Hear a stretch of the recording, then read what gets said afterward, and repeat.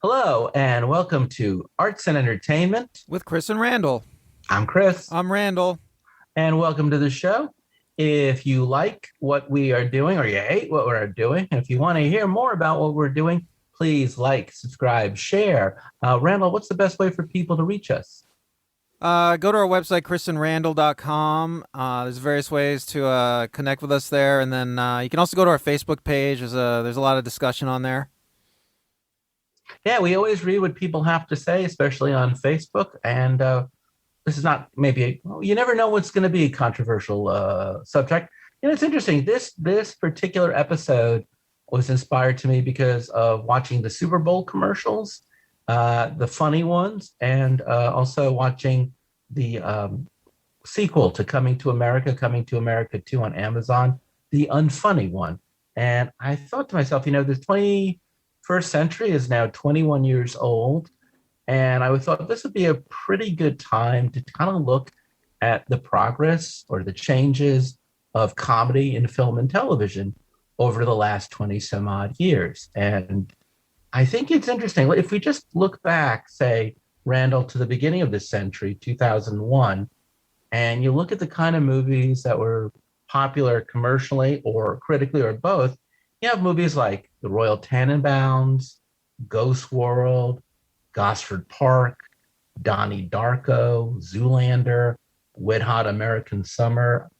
Do you remember any of those movies? Did you see any of those movies? So you consider Donnie Darko a comedy? Yeah, absolutely. I mean, again, it's like Gosford Park. It's a dark comedy, but it's absolutely a comedy. And those movies have, I would argue, even today, some of those movies have a lot of staying power. Certainly, some of those very actors still are around. And then about 10 years ago, in 2011, we had movies like, and this is a bigger list, but just bear with me: Bridesmaids, Cedar Rapids, Young Adult, Bernie, Attack of the Block, Midnight in Paris, The Big Year, Horrible Bosses, I Don't Know How She Does It, Best Marigold Hotel, Crazy Stupid Love, Our Idiot Brother, Hangover 2, and Tower Heist. That's a lot of comedy that was just either doing well commercially or at least out in the theaters or doing well critically. Oh my God. In fact, some of those movies, it's pretty hard to believe that Bridesmaids was 10 years ago, doesn't it? Yeah, see, it seems like it was just yesterday, right, Chris? I know. It's one of the downsides. So I did want to really look at what was successful in 2020 because I really don't feel COVID was a fair year. Theaters were closed. Many films were probably put on hold. And I wanted to look at what was the last good year for movie going, which was 2019, when everyone could go to a theater. So the movies that were comedies that year was The Long Shot, Good Boys, Knives Out, Book Smart, The Farewell, Jojo Rabbit, Where'd You Go, Bernadette, Jexy, Stuber, Parasite. I know Parasite and Once Upon a Time in Hollywood are either a satire or a dark comedy, but they kind of squeak in. Now, I will say also there were a lot of remakes and sequels in 2019 to things like Charlie's Angels, Men in Black, Clerks. Big was remade into something called Little. Dirty Rotten Scoundrels was remade with women. It was called The Hustle. One of the side characters from Big Lebowski had his own movie. Two of the side characters from the Fast and Furious, Hobbs and Shaw, had their own movie. They made another How to Train Your Dragon movie. They made a sequel to the Lego movie. They made another Zombieland. There was a lot of sequels and remakes that year of things that were not even like recent sequels. They're just stuff that came out as a revival. Now, I want to look at both comedy and film and TV, and this is really a part one of the two-parter. So today we're just going to go and look at an overview of what's happened in the last 20 years of cinematic comedy. And then in the next episode, we'll look at TV comedy, and we'll try to see like what's happened, both the good and the bad, and where we think it's going. So, Randall, looking at that list, especially in 2019. And keep in mind, Parasite won for Best Picture. And I know you're saying, well, it's a satire. It's from South Korea. But Once Upon a Time is from America. So if you want to just keep it English language, a lot of people think of that movie as a satire on something. Certainly, if it's not a serious movie, look at spoiler alert. Look at the end. But do you think there is a greater separation now between critically acclaimed comedies and commercially successful comedies? I don't know if it's more today, but I've always seen something. I've always seen like this weird division with comedy. It's like in horror too, where well, in comedy it's like you have like genuinely funny movies, like Airplane is the classic, and then you have like a Woody Allen comedy, which is great, but there's not a lot of laughs, and it's but it's more critically acclaimed. So like in horror, you have like the movies that have a lot of gore, and then you have the movies that are actually scary, and those usually don't have a lot of gore. I mean, it's like, I don't know. I see the same division in comedy. Well, it's just interesting because on one hand, Knives Out made a lot of money that year, 2019. It's one of the more financially successful films of that year. I have a list somewhere. I think it was definitely in the top 10 of high grossing films. And yet it did phenomenally well with critics. It's a crime comedy, so it's more of a black comedy, but it's a little easier to see the comedy of Knives Out than, say, the satirical elements in Parasite, which was also critically successful, or Once Upon a Time in America, which is somewhat comedic in the way that all Quentin Tarantino films are somewhat comedic. He does what I call a genre all his own called violence comedy. And that made a lot of money too, and that did really well with the critics. So on one hand, you could make that argument, but then there's other films like, did you see The Farewell or Jojo Rabbit? Yeah, I saw Jojo Rabbit. Jojo Rabbit has a lot of good comedy in it. I would definitely consider it a comedy. It's a great movie. It got critically acclaimed. I mean, I guess it's one of those rare movies that there's a good number of laughs in it, and the critics also like it. It was That's very usually popular not something that happens with critics, except for a few people who were offended by the opening, which I think is freaking awesome. And The Farewell, which I call that Crazy Poor Asians. What's The Farewell about? You didn't see it? It's with Awkwafina. Oh, it's a great movie. She is kind of a lost soul living in New York City with her family, and her grandmother lives in China, and her family goes to see her grandmother because her grandmother is dying, and they don't want to bring Awkwafina along because they haven't told the grandmother that she's dying. So they feel like if she goes, she will. And hilarity ensues in a very nice and normal way. I was not a big fan of Crazy Rich Asians, so that's another very popular comedy with Awkwafina in it. But it's very grounded. It made a lot of Awkwafina has all the funniest lines in Crazy Rich Asians too, if I remember. Yeah. So my point is, it's one of the best films, I think, of that year. Also is Jojo Rabbit. Neither one did particularly well at the box office. It's amusing to me that Taika Waititi's Jojo Rabbit did not particularly well at the box office, but the last film he directed prior to that, Thor Ragnarok, was one of the top grossing films of the previous year. That is a hilarious movie. We talked about that on the Bonkers Sci-Fi episode. Yeah. And I love that movie. Waititi is really good at comedy. He does all sorts of comedy. And that's a good point too, because I think in one sense where you're really seeing, if they're making less comedies, and I think what I'm trying to say here is there's definitely making less comedies today in film, and they're certainly making less original comedies in film today than they did 10 or 20 years ago. One of the places I really do think that comedy has become more of a flavoring in other genres of film. And one of the ones that you really see it the most is in superhero comedies.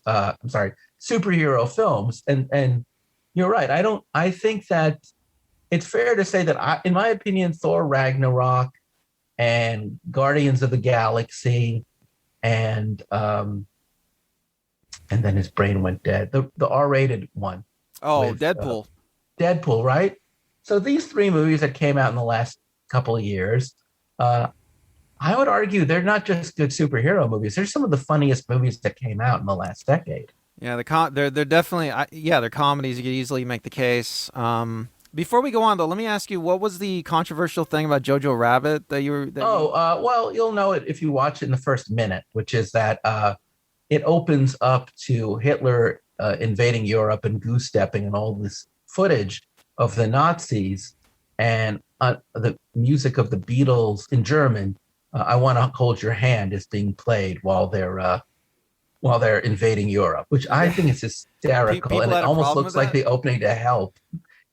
So, Pe- well, yeah, actually, in the theater, people were walking out. They were really offended oh, I see. Because that it seems like some kind of Nazi propaganda movie at that point. I see. Okay. well, it seems offensive, except again, Taika Waititi, who's Jewish, is, I would argue, no more offensive than when Mel Brooks did Springtime for Hitler.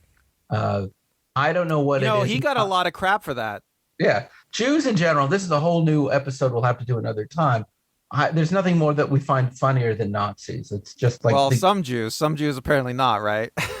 yeah, apparently not. Right. That's a good point. But oh man, another episode. I promise. What's so funny about Nazis coming up soon? But you do see, like, also that year another successful action film, Hobbs and Shaw, which were two characters from the Fast and Furious series. One was played by The Rock, and the other one by Jason Statham.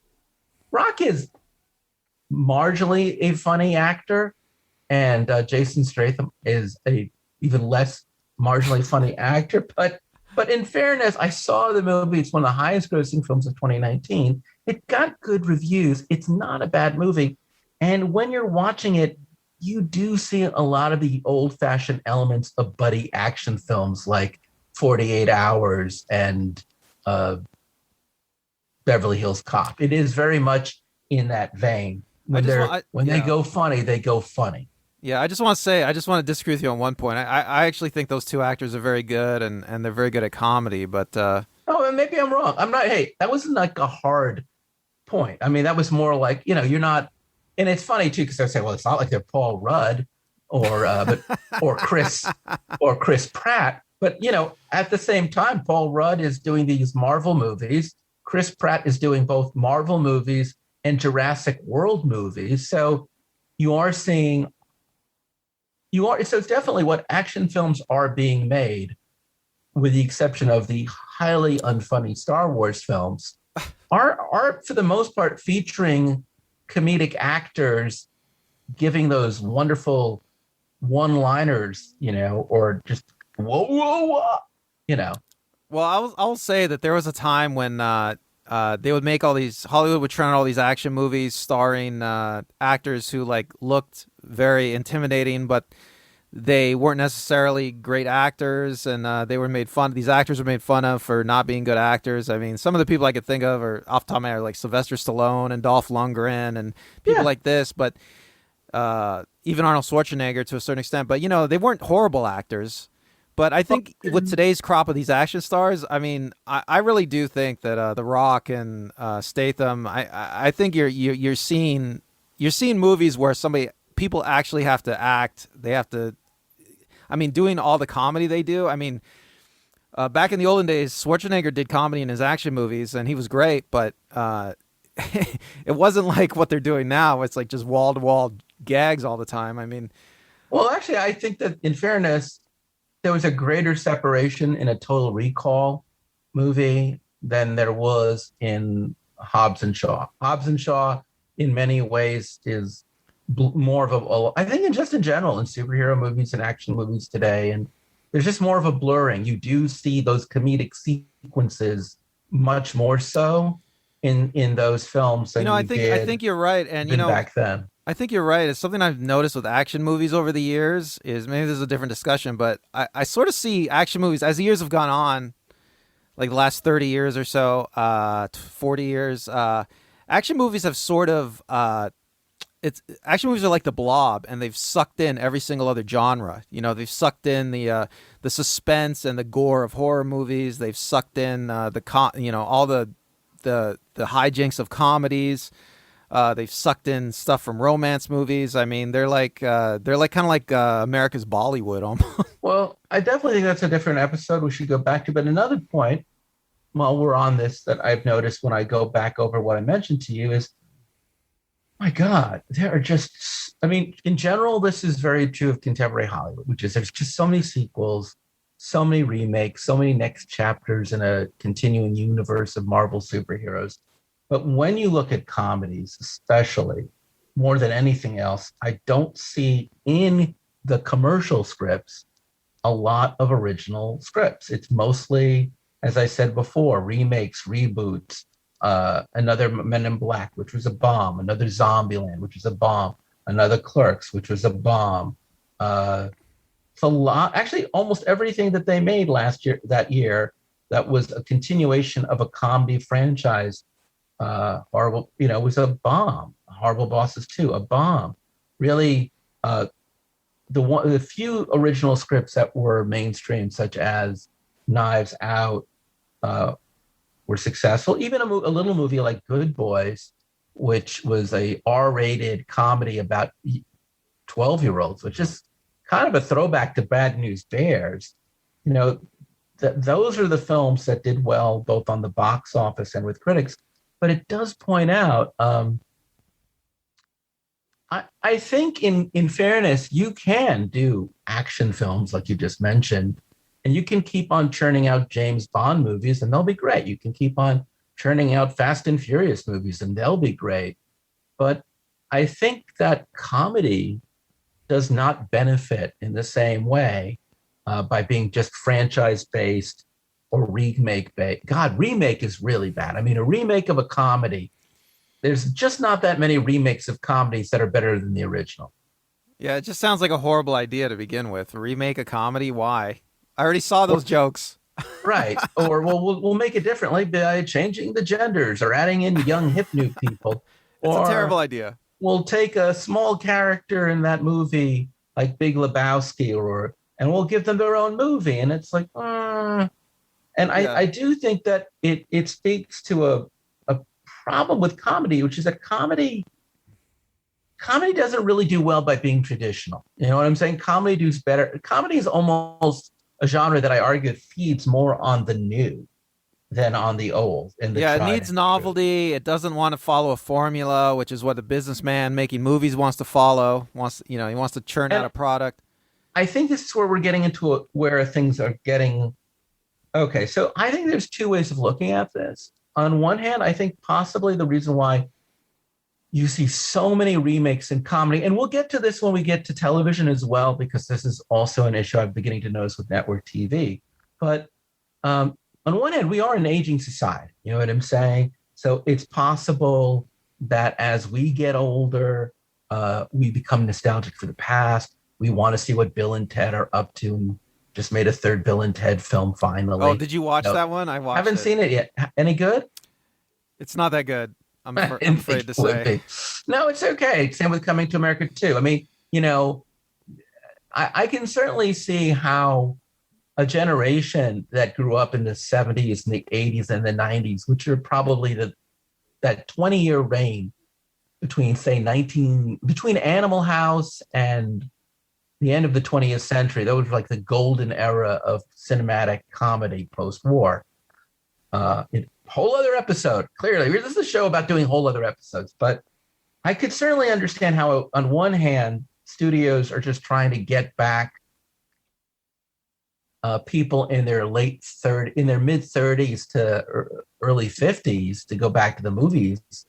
I don't know why, but I guess maybe there's a reason behind it, but I'm not entirely sure what it is. I've always had a theory. That's a credible theory on that? Yeah, I've always had this theory, this speculation about Hollywood, that there's a bunch of like older executives greenlighting movies that are remind them of movies they either saw when they were young or remaking movies point. They loved as kids. That is an excellent point. So you look at like something like Star Wars and Raiders of the Lost Ark.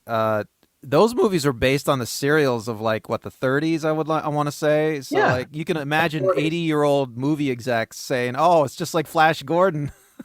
Green No, light. but you are right in a weird way that you have a lot of Hollywood executives, and it's really very funny because when I first started out, they would say never pitch a movie never say it's like this meets this for a movie that was made before 10 years ago, and like it's Jurassic Park meets Thelma and Louise. That means that should have expired back in 1999. But I think what you're seeing now is the people who are, they're in their 20s and 30s and early 40s, the people who are the big maybe they're as old as me. Yeah, about as old as me. There's a lot of older people working in high levels in entertainment because like they don't want to retire. It's Yeah, too but great.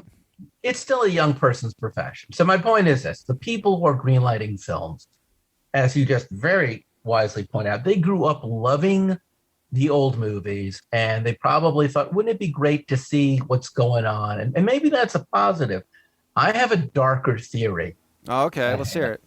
Well, I have two theories at hand. First, let me give you the most obvious theory, which is uh, the world of film is just becoming more and more conservative and much more cost conscious.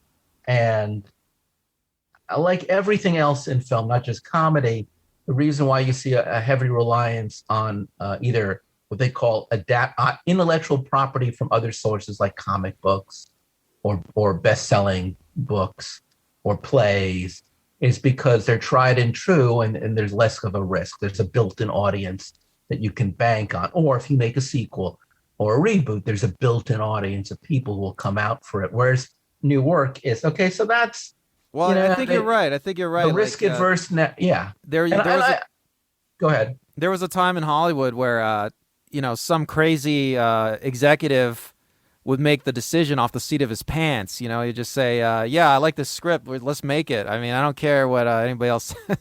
Hollywood is probably dead. I mean, Hollywood is much more corporate now. There's boards, there's all sorts of bureaucracy now, bigger money. I mean, it's a different world now. Well, bigger money is a big point, which is that weirdly enough, Hollywood cinema today is a far more profitable industry than it was 10 or 20 years ago. It seems a weird thing to say as the budgets for comedy decrease, but I would also argue as the money gets bigger, weirdly enough for studios, the stakes get higher. And, an action film today is anywhere between $150 million to $250 million. More money. I mean, it just goes bigger and bigger because when you make an action film, you have all these foreign markets that you can put your film in, and you'll get your money back plus some. But comedies traditionally are language based, and we'll get into this in a moment. But there is a window, I would argue, for how much money a comedy will make. But what really used to drive, and this is where I'm getting to in a moment, is that I think the reason why they used to put more money into comedies as recently as 10 years ago when they made Tower Heist, for God's sakes, is because there was a lot of young, bankable comedic talent about 10 and 20 years ago. People like Ben Stiller, Owen Wilson, Vince Vaughn, Zach Galifianakis, Kristen Wiig, Tina Fey, Amy Poehler. I'm forgetting a lot of people. I'm so sorry. Anna Kendrick, Rachel McAdams, Rebel Wilson. These people at that time were young, and they were dynamic, and they still had something kind of cool and groovy to say. And Jim Carrey, what am I saying? I forgot about him. But there were enough actors out there that you could kind of put some money on, and they did well internationally. I think now none of those actors who I just mentioned, even Will Ferrell, I forgot to mention him, even if they're working today, I don't think any of them are as bankable. They're not the big cash cows they were 5, 10, 20 years ago. And I think the studios know that, and they're limiting not just how much they're paying them, but they're limiting how many new movie scripts are giving them, much less how much money they're spending on those movies. Yeah, good point. Okay, so you think there's a lack of talent. Do you think that, I think this is a trend that's been going on for a long time. Like the entertainment industry has always had, like, I like to call them feeders for talent. There were avenues for new people to be discovered, for new talent to be discovered, for talent to cultivate. And I think that as time has gone on, all these feeders are starting to disappear. I mean, the Disney Channel, ironically, or I don't know, it's kind of funny to me that the Disney Channel was a major feeder for a long time. You know, you're talking about Was like it Yeah, well, look at Miley Cyrus, Britney for comedic Spears. talent? For Comedic comedic talent. talent. Well, let's see. With comedic talent, with feeders, you have like Saturday Night Live, some of the sketch comedy. You have improv. You have TV commercials. I mean, TV commercials and radio commercials. They used to be major avenues for Yeah, like but who came out of TV or radio commercials? I think you're onto something, though. a I'll lot. say this much. It used to be that Saturday Night Live sketches would get developed into films. Some very well. You'd have a Blues Brothers. You'd have, I'm sure there's more than just Wayne's World. And sometimes you would be stuck with a Ladies' Man or a Superstar, which was still, they're fun cult movies, or you would just be stuck with the Coneheads, which was just a terrible film all around. But you're right. I don't see Saturday Night Live characters getting launched. And I don't even see too many. I would say the most popular. Okay, so I would say that Leslie Jones and Kate McKinnon have certainly had good supporting role work in film. They're not leads by any stretch so far, but they definitely do a lot of supporting role work in contemporary comedy. But I think recently the only person who's made it all the way to being a lead is Pete Davidson.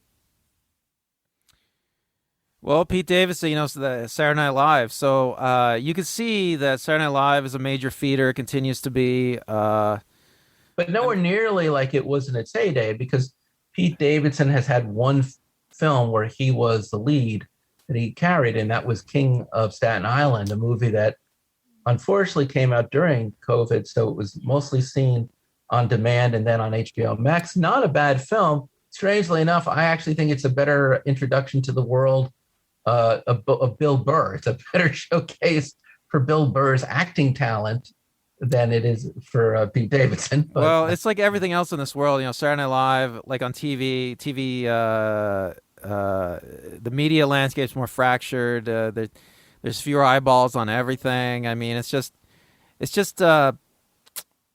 not the same kind of world that when Saturday Night Live first started.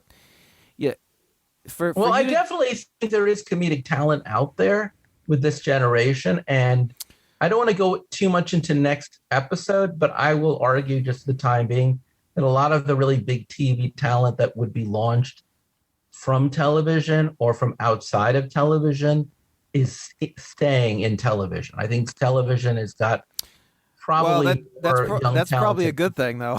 That's a second. We'll get to that. But what I do want to talk about right now is that a lot of the people who did make comedy back in the day, 10 years ago, a lot of those people either they've left comedy. Adam McKay makes much more serious films now. Judd Apatow does make comedies, but he makes much smaller, darker films. Other people have just stopped. I mean, Steve Carell, when's the last time he made an actual comedy? He's more and more making serious films. Jennifer Aniston is making more and more serious films. People like Woody Allen are no longer on the scene for obvious reasons.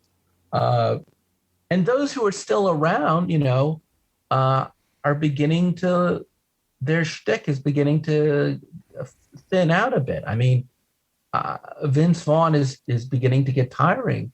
Adam Sandler as a comic is beginning to get tiring. Kevin James is beginning to get tiring. Rebel Wilson is beginning to get tiring. I mean, it's not their fault. Did you ever read Adventures in the Screen Trade by William Goldman? No, I haven't read it.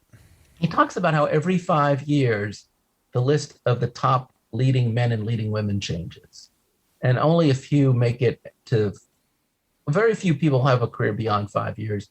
And some of the great ones have one that lasts 10 years. And I think it's fair to say that just like an action hero may, if they're lucky, get a good 5-10 year run, comedic actors too, just they get a longer run in fairness.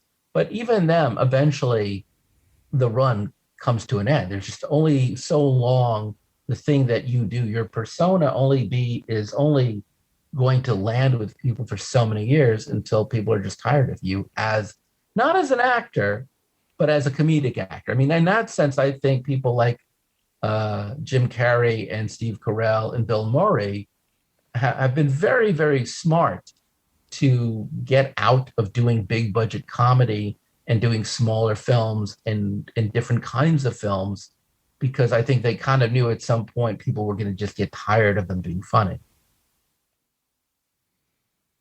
Yeah, well, I think that part of the reason they stick around so long is because going back to my idea of lack of feeders. I mean, these people, like, there's nobody to replace them because nobody sees anybody to replace them. Nobody's being cultivated. I mean, look at Kenan Thompson. He's like a good example. Kenan Thompson worked on a sketch comedy show on Nickelodeon called All That for most of his childhood, and then he came to SNL. Well, guess what? All that is gone. There's not. Yeah, but Kenan is actually getting his own TV show. It's on right now. Yeah, but I'm saying that the ladder he climbed is gone. Yeah. That's well, the ladder he climbs has successfully led him to television, which is again maybe the better place to be today. We can talk about that next week, but certainly I don't know if certainly the conservative nature of Hollywood is they don't want to put a lot of money on a new actor who's a comic, because they would have done that maybe 10 years ago, but they wouldn't do that today because they would rather go with actors who are tried and true or just not make comedies. Now, I do think there is one area of comedy that is very successful right now. We'll get to it in a moment, but before we do, let's talk about China. All right.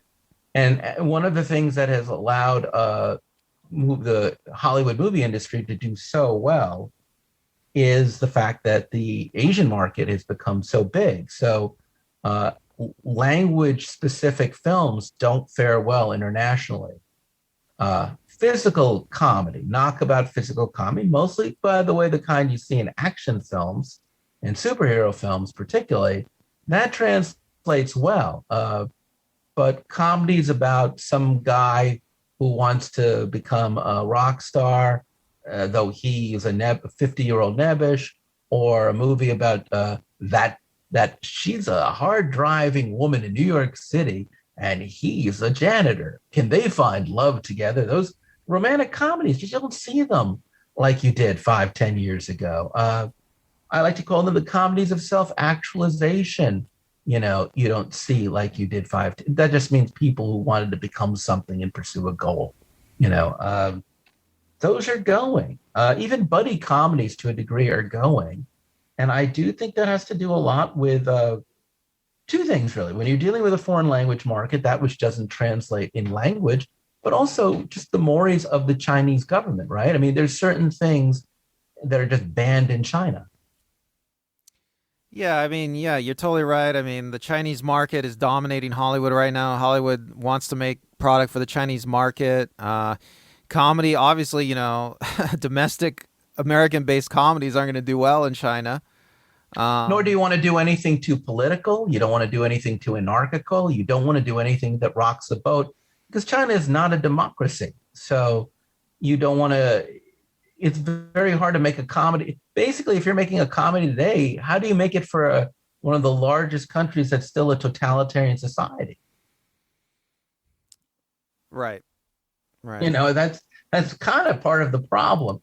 Now, where I think comedy is clearly doing quite well in TV and in film is what I call family comedy. I mean, a lot of the big successful films this year or in 2019 really are either live action family comedy or they're animated comedy. That year, I guess, what do you call it when they redid Aladdin and Lion King? It's just computer animation. It's in right. So that's a form of animation, wouldn't you say? These live actiony things. Yeah, I mean, you could argue that some of these superhero movies are mostly animated too. I mean, a lot of their sequences are computer right, animated. But really, they're still action films. Whereas like Toy Story 4 came out in 2019, Frozen 2 came out in 2019. So you have a lot of comedy in these. They did another one of the crazy with the How to Tame Your Dragon, but a lot of what was, a lot of your comedic actors, who I just mentioned just a moment ago, your Owen Wilsons and such, your Amy Poehler's, you're finding them in animation. You're finding them doing voiceover work in animation, and or you're looking at comedies for teens and tweens, right? That you see a lot of those out. Why do you think so much of comedy in the last decade has really started to coalesce in family or tween and teen stories, both Well, what animated would you and live say? action? Can you name some good examples of these? Yeah, I can. As I just said before, I'm looking right now at the films I just mentioned, but I can also point out Say them again. such, oh, like Toy Story, the Toy Story franchise, the Cars franchise, uh, the all of So, these. like the So, like for example, I'm Disney-esque looking here at movies you're talking about. the Disney-esque movies. Again, things like Lion King, Frozen, Aladdin, yeah, things Well, of that I think there's nature. always been a place for movies like that. I mean, But they've become bigger and they're eating up yes, more of I the think that comedy there market. was a dark time for those movies in the I want to say the 70s, early 80s when Disney made movies like Black Hole and Black Cauldron. They both have black in it, because they're darker movies. Yeah, so Disney was struggling during that era. It's really interesting to go back and look at those movies. But you're Uh, definitely and seeing like there was I think a lot of it was a demographic shift.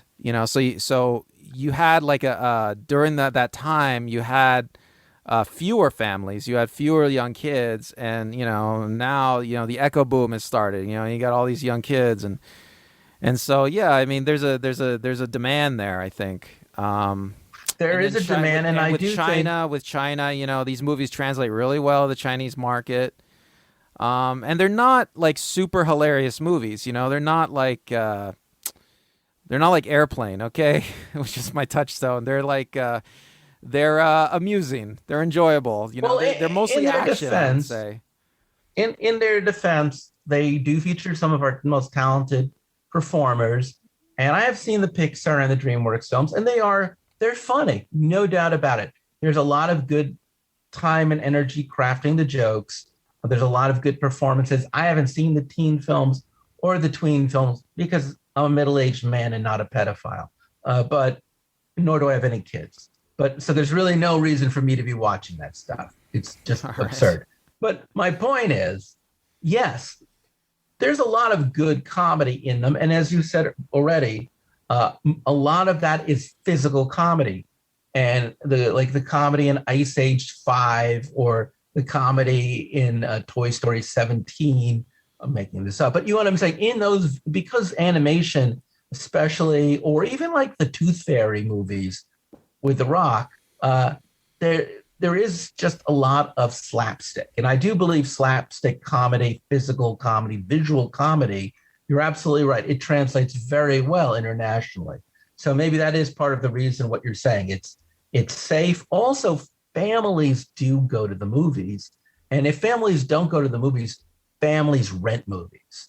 And again, the ancillary rental market or the streaming market. I have a friend, he has a little 2-year-old girl, and I remember visiting him before the outbreak, and every day they would watch Frozen over and over and over and over again. And I'm pretty sure, if you're going with your kids to the movies back when we could do this, and hopefully soon again. By the way, when this air, for all I know, it's completely normal because there's like a 9-year lag between when we record and when we come out. So those of you living in 2028, anyway, what's my point? If a family goes to the movies, that's a lot. That's what, 3 tickets, 4 tickets, 5 tickets. That's a couple of popcorns, a couple of sodas. It's a much bigger investment than if some lonely old dude like you and me go to the movies, even if we bring our girlfriends. Or, yeah, there's much more money in the whole process, right? And they're also more prone to want to see a sequel and the further adventures. So, from a business standpoint, now I want to talk about family isn't just a big issue, I would argue, in mainstream. I would say family also seems to have become the dominant topic in independent film comedy in the last couple of years, replacing also romantic comedy in what I call the comedy of self-actualizations. Movies like what I just mentioned before, like The Farewell, which is about family, Knives Out technically is about family. I just realized Jojo Rabbit's about family. Uh, Parasite is about family. Uh, True, these are and then there's like Lady Bird, which came out the year before that. Same thing with Eighth Grade, which came out before that. Booksmart, which came out that. There's a lot of teen and tween movies, but unlike the family-friendly films we just talked about, these are edgier and darker stuff. In fact, they're comedy, but they're comedy in a very like liberal sense of that term. Why do you think even in the world of independent film, family has become such a hot topic, especially when I don't think most of these movies are made for you to watch with your family.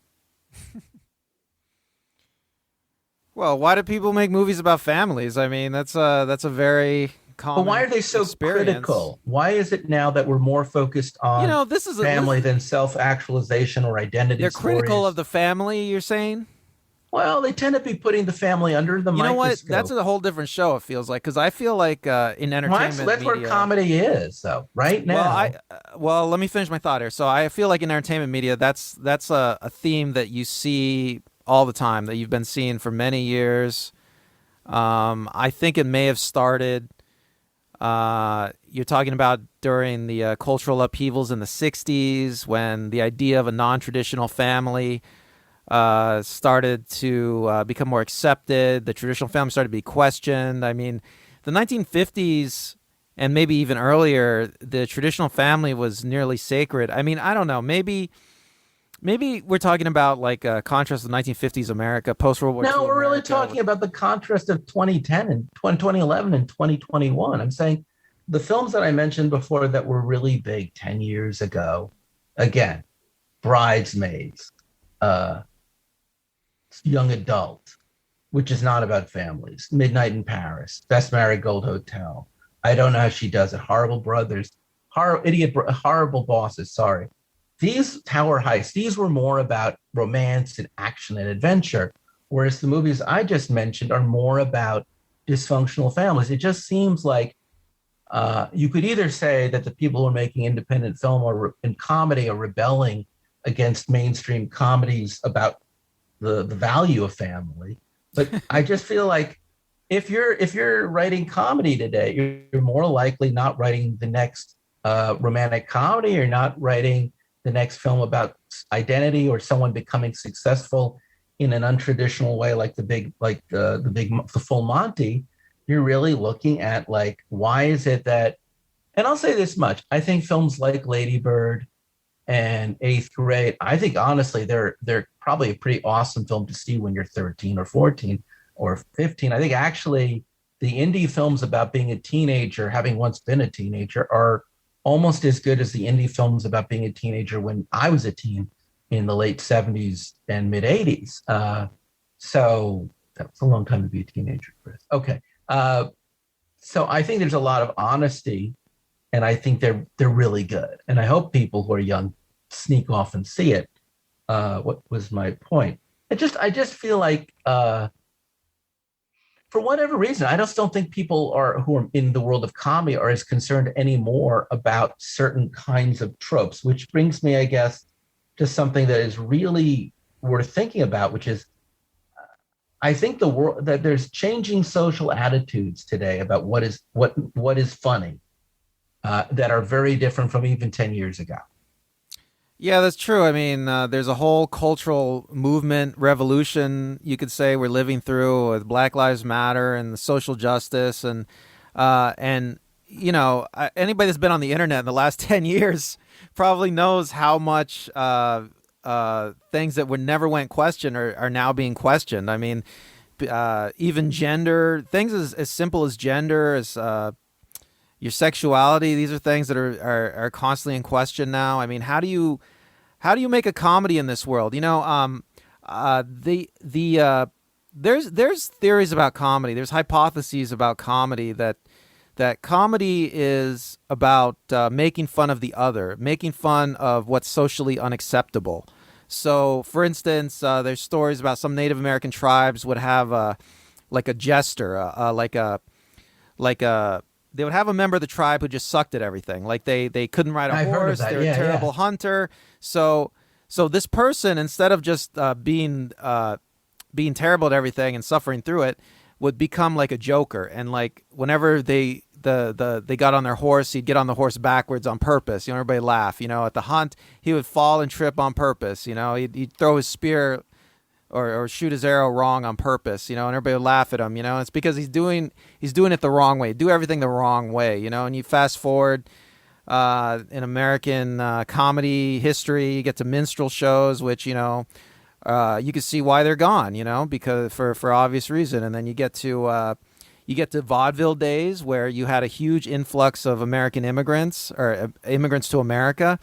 And a lot of vaudeville, some vaudeville scholars have said, a lot of vaudeville was concerned with making fun of these foreigners that were streaming into America and how they spoke funny and they didn't know anything. I'm going to stop you here for just a second because you're about to switch into a different topic, and I want to actually go to the first thing you said first before we go forward.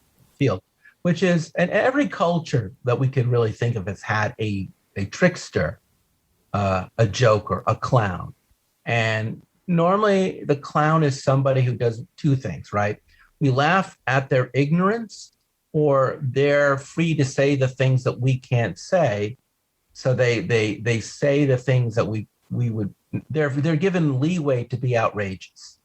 So much of comedy in any period in history has been based around clowns doing clownish things. Our protagonists are either very naive or they're very ruthless. It's all like out of the commedia dell'arte. They're either extremely greedy, or they're extremely naive, or they're extremely horny, or they're normally in broad comedy, their wants are to the extreme.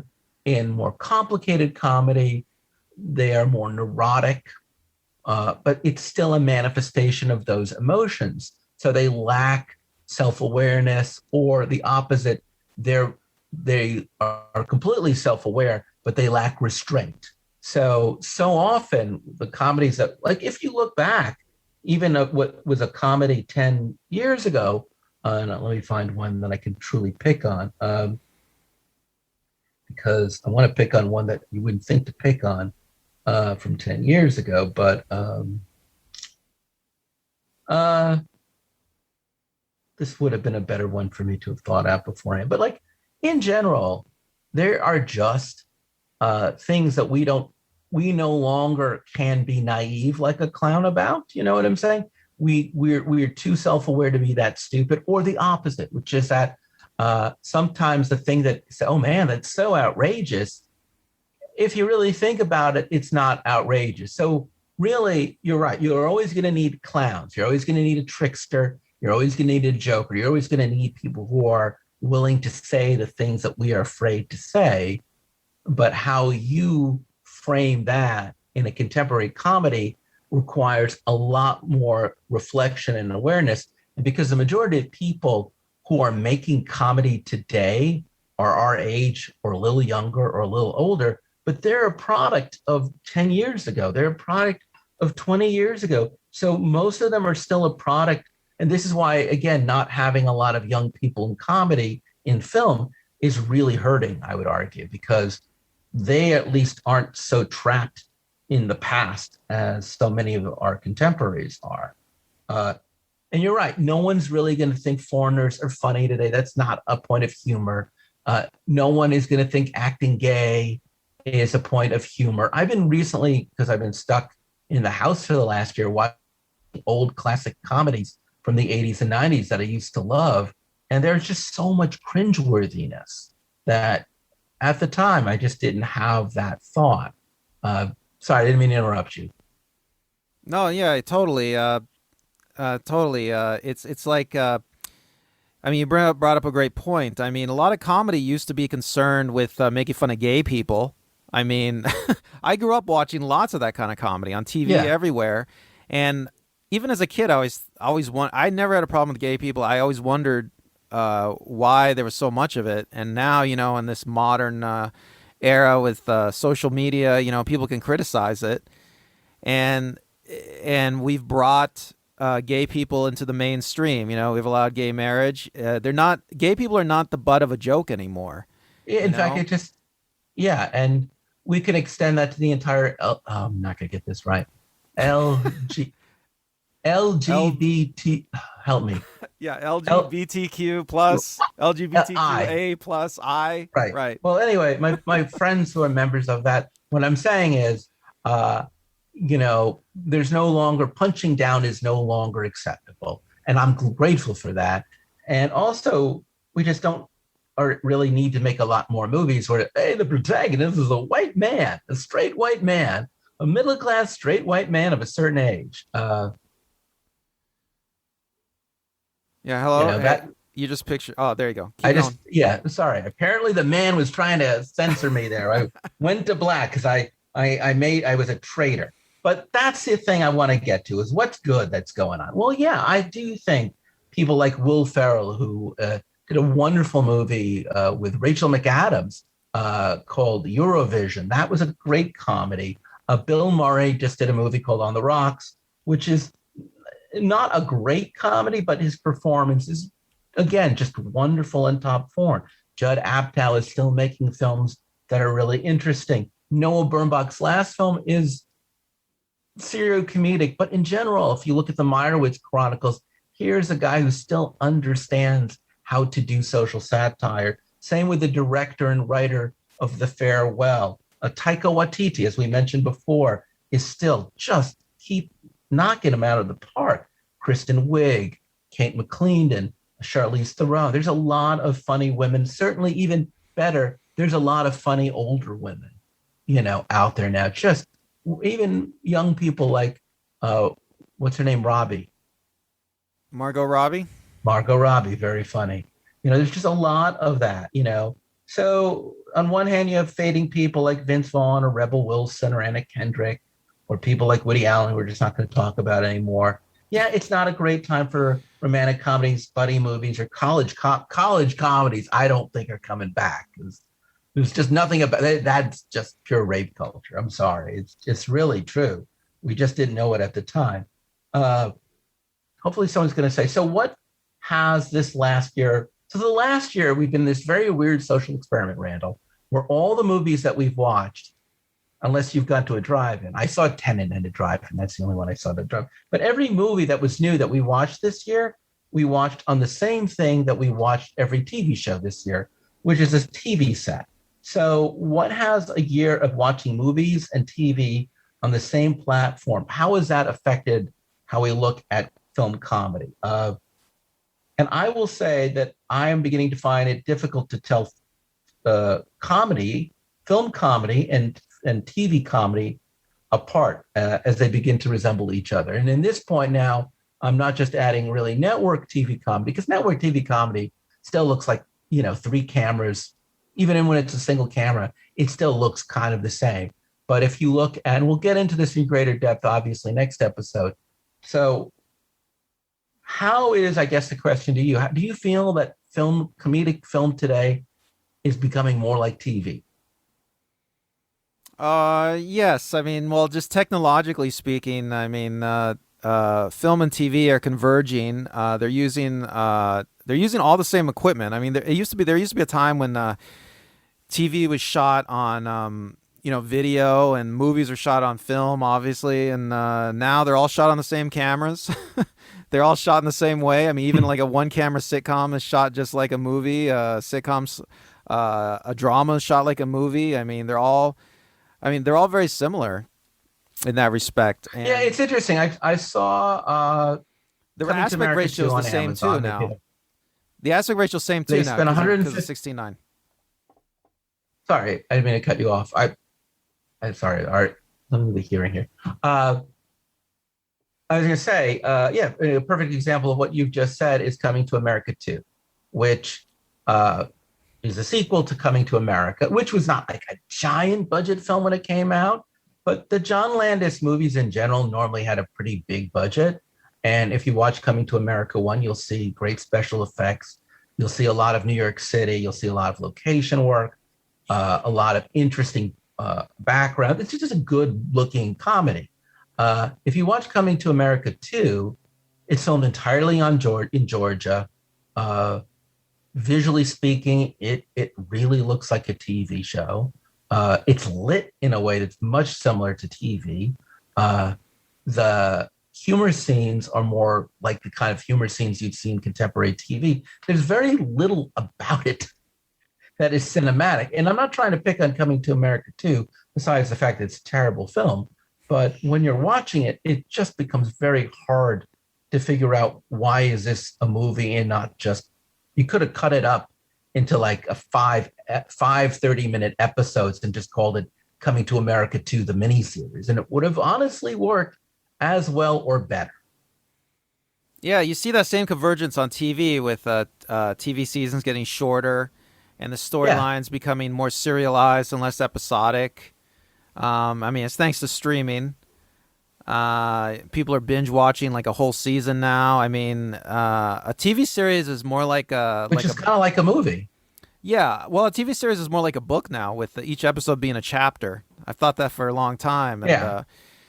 So we'll get into that a little bit more later. But going back to what you're saying, which is as the budget on most comedy gets lower and lower, that is mainstream, it also starts to begin to resemble independent film too, because independent films don't have a big budget to begin with. So when you're looking at a movie like Jojo Rabbit or The Farewell, those movies did not have very big budgets, but when you stack them up against a movie like Coming to America 2, which may have had at least a good meal or two, it's very hard to say, oh, well, that's a big budget comedy and that's a low budget comedy. In studio films and independent films, because both of them will now use mainstream actors, it's almost getting harder to just, it's basically unlike, say, an independent film that's an action movie or an independent film that's a drama. It's much harder to tell an independent film with a low budget that's a comedy apart from a Hollywood movie outside of what you just said. Like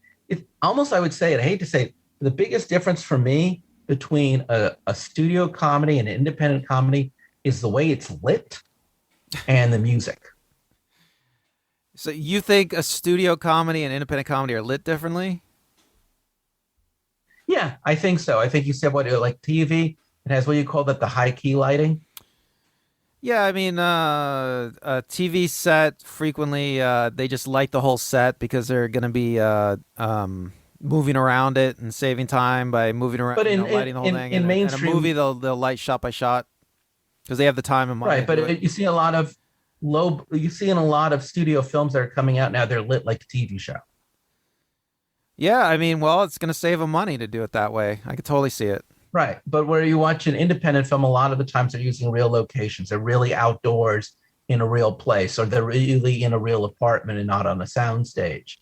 And they're lit with shadow and lighting, and it looks that way. Same thing with the music. The music, though, everyone has different music. I'm not saying indie films don't use good music, but they're less likely to use today's contemporary pop tunes to get a joke out. You know, they're not going to hit Yellow's "Oh Yeah" or whatever the go-to. You know, less likely to hear Respect or whatever it is that is become the cliche of studio films. Now, on the good side of it, I've also noticed like streamers like Netflix, Amazon, and Hulu, to name a few, have also had an impact. I feel like Netflix has really become its own production studio, and they make these Adam Sandler and David Spade comedies that aren't really that different from the Adam Sandler and David Spade comedies of the 90s and early 2000s.